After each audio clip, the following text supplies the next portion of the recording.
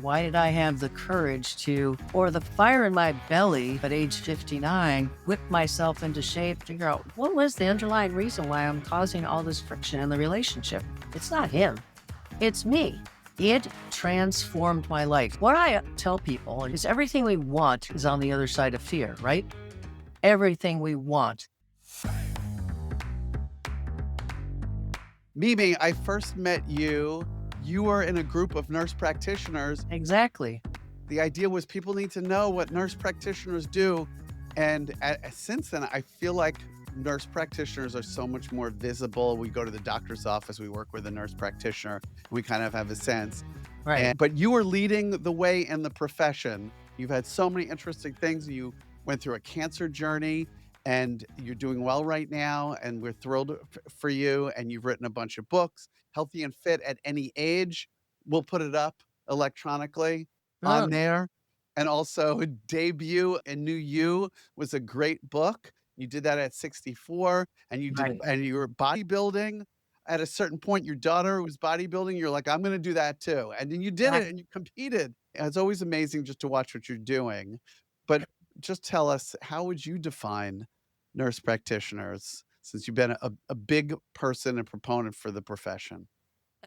I often say, Jess, that nurse practitioners bring the best of both worlds from nursing and medicine into this almost like a nectarine kind of role. So we diagnose and treat like doctors, but we bring this perspective to every interaction we have with patients, always asking about lifestyle, encouraging people to get better sleep and eat healthy. And wherever they're at, we help them hone their lifestyle even more.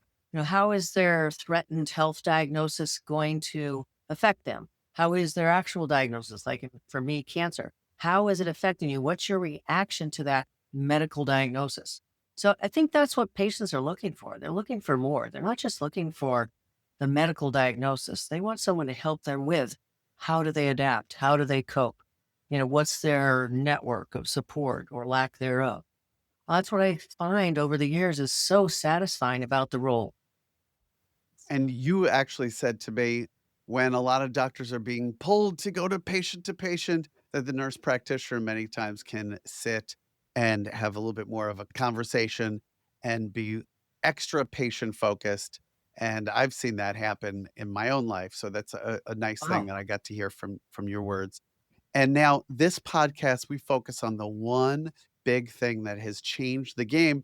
And the thing that has been a game changer for your own health journey and your life journey and all these things is something maybe a little unexpected. What is it? Well, as I reflected on the question, Jess, I actually realized the reason why I've been able to do a lot of what you've described about my career is that I started working with a health coach, a life coach, back around the same time as we started working together, maybe a little bit before that. I'd met her at a conference. I said to her, "What in the world is a life coach? I have no idea what that is."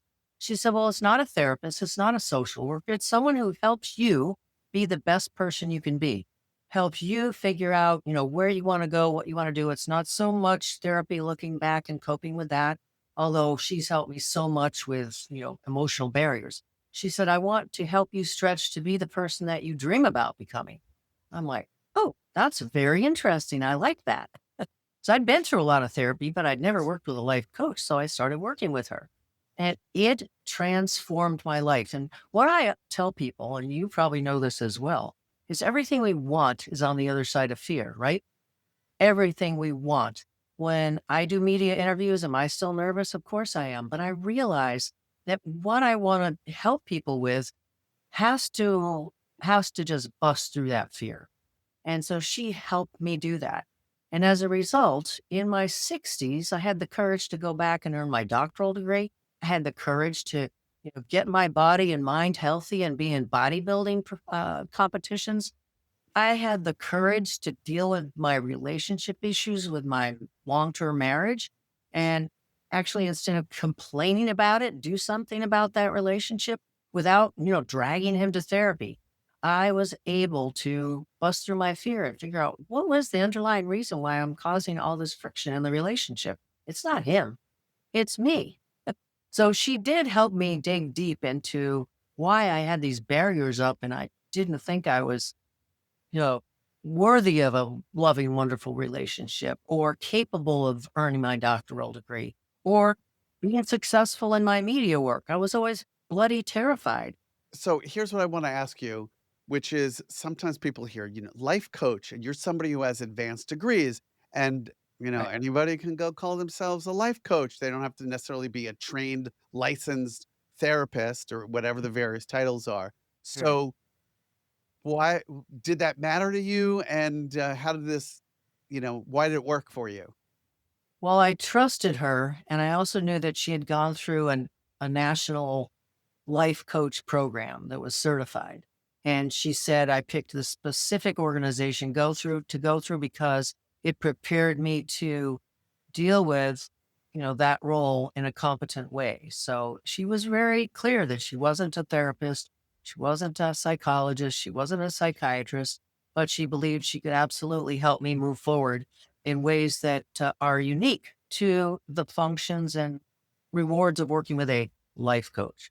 And when you say unique, I mean, it would make sense to me that it's not therapy, that it's coaching. Somebody is saying, I hear what you're saying, and they're coaching you on life related things. Is that right?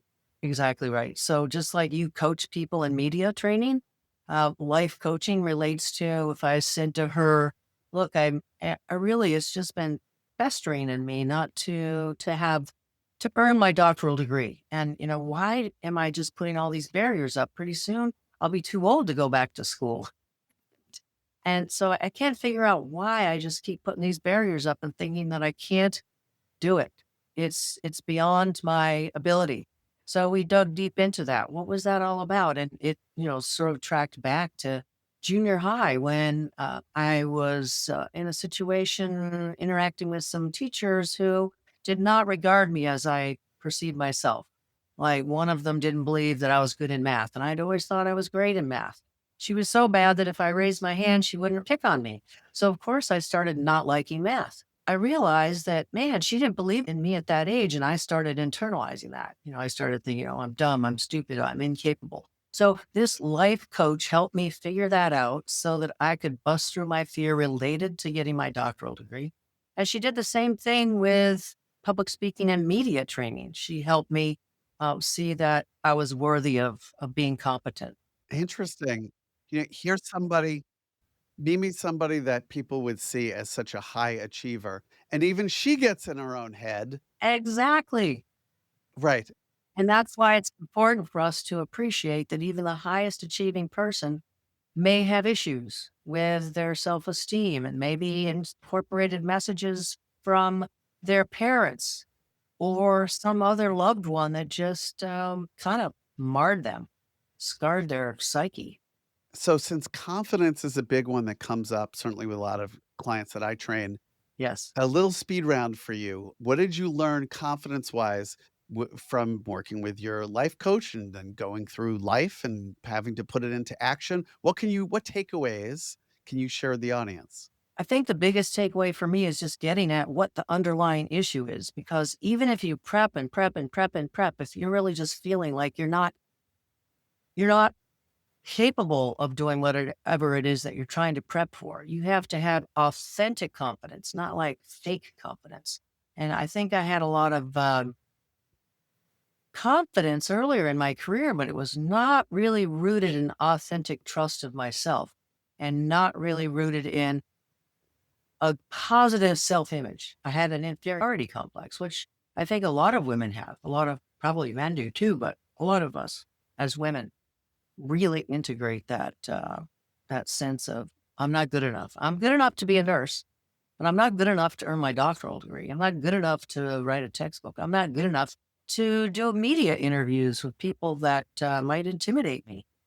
And yet you've done all those things since, and you found the courage to have the confidence to do it. And I think some people, if this interview is kind of becoming about confidence. It's such a big one that comes up in the Yes. training that I do, meaning that people, and if I'm honest, probably more women do say, I'm really not confident that I'm able to stand next to all these other people. Meanwhile, that person is probably the most accomplished person in the room. What are some other strategies? Well, certainly over preparing and not winging it. I think it's so helpful. I think it's so helpful so that you don't really have to. I got little notes in case I lose track of what I want to talk about, but I'm not looking at those notes. I'm totally confident and comfortable that I'll touch on the points I want to talk about. But if you're overly relying on, you can't remember those notes because you don't have confidence and your heart is leaping out of your head. That's not going to work. So I do think being overly prepared is very, very helpful. What else did you learn, that helped on the confidence side?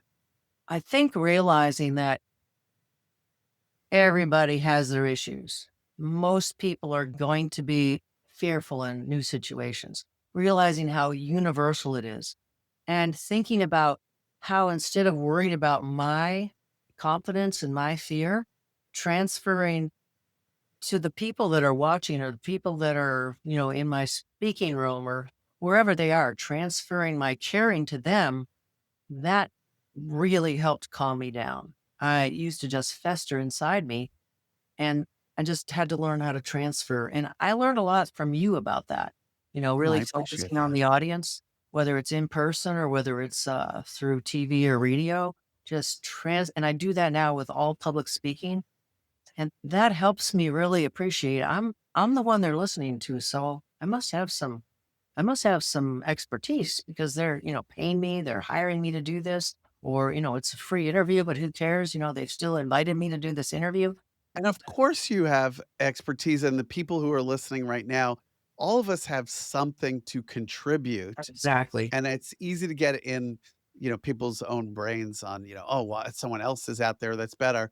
There's lots of there's 8 billion people on the planet. There's Right. somebody who has more on their resume, but it doesn't mean that we don't have something to bring to the table, Right. and Your insights are unique. Our insights and our learning about who we are and what we have to offer the world is very unique. And that also helps me appreciate that I have a contribution to make. And it's important for me to do that. so whether it's an audience of 1 or 100 or 1,000 people, the more you put your energy on how am I helping them, this stuff dissipates, meaning us To- worrying and being in our own head because you Right. and it works well for health practitioners because you're used to walking into a room, not thinking about yourself and saying, "What do Right. I need to do to help this person right now?" So if you Exactly. walk onto a stage and you're going to be honored very soon, where are you being honored, by the way? At the American Academy of Nurse Practitioners National Convention, I'm receiving a national award for the work that I've done over the years.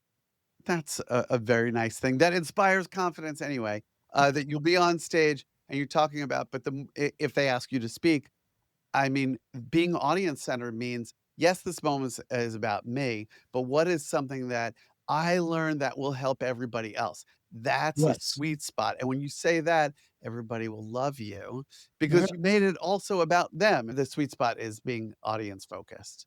Yes. Thank you for that reminder as I prepare for that. I mean, I reached out to you and I said, "Hey, what's the one thing?" And you said, "The life coaching helped me."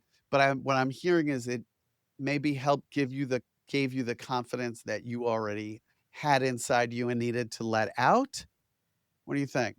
I do think that's it. I think that I just didn't trust myself and that all of the life coaching work I did with this particular person helped me dig deep into the core of believing in myself. And that's something that if you never get to, then you're always kind of faking it. And you're faking it and it feels terrible, especially as a female. I have to say, it seems like men project more confidence, or I don't know. But it really helped me to drill way down. And then it affected everything. Like, why did I have the courage to, or the fire in my belly to, at age 59, whip myself into shape and get ready to step out on stage in a two-piece bikini that was barely a bikini. I never even worn a two-piece suit in my life, but, I was able to, feel the authenticity of my drive, of my passion. So it worked. There's a terrible phrase that people should stop using, and it is, "Fake it till you make it." Exactly. We all know it. And the problem is that people feel like fakes, and somebody like you is not a fake. And guess what, people listening? You're not a fake. There's something that you've done that you have some level of expertise to talk about. You don't have to know everything ever, but you have Right. some level, and I think everybody has something that they could be sharing. Right. That's authentic. It's not a fake it till you make it. It's authentic. It's being authentic. That's right. And even being authentic. Look, if I was going to share something, maybe a legal situation or like you, a health situation, you can speak from your own experience. You're not the all Right. end expert on cancer and dealing with it, but you know your own experience. Woo. And you can Yeah. even say that and say, hey, by the way, I'm not an oncologist, but I can tell you what I dealt with and some of the things that I've figured out, and then it becomes an authentic conversation. But I'm Right. gonna give everybody, instead of fake it till you make it, I'm gonna give them the Jess phrase. You ready for it? Ready. Act it and become it. Oh, I love that. So instead of faking your way through something, if you can at least act like, all right, I'm gonna at least show up and not put my head down, like walk in proud, look confident, and within a minute or two, guess what? You are confident because you're in that zone and you're being audience focused and all of the rest of it. Exactly. And isn't that what actors do? They have to act it to become it, and they are real good at what they do. They are, and they don't just make it up in one fell swoop. No. What they do is they try to become that character and they try to do research in the backstory. And guess what? Study, All of you study, have a study. whole entire life of backstory. Right. Well, I do think my fight with cancer also benefited from that insight that I derived from working with this life coach. I just felt like, oh, I was terrified, but I knew I could get through it. I knew that terror was just the fear of the unknown. And that if I, again, when I was in the hospital, I transferred that anxiety to the people around me who were anxious taking care of a fellow nurse and just ask them, how are you doing? You're doing great. And just making it all about them instead of all about me. It made even the experience of cancer feel very different from if I had just wallowed within me. And where are you right now, physically and mentally? Physically, I'm good. I have numb feet, numb fingers, and hearing loss, but I am going to the gym on a regular basis, doing everything I can with my lifestyle to be as healthy as I can. I have had a negative follow up, multiple negative follow ups over the past year. And so mentally, where Mentally, I feel good. Mentally, I feel like there's a lot of hope. I actually just, this is weird to say, but there's still part of me that really can't believe that even happened. I I can't grasp that I went through all of that. I know I did, but it's almost like a dream that you just can't wake out of and you just cope with it as best you can and doing the best I can to carry on, but it feels like I am a bit of a different person. I mean, obviously we're always different when we go through really big experiences like that. whoa. Well, I like both versions of you, Thank you. so Thank that's you. nice. The the new and improved version is also a likable one.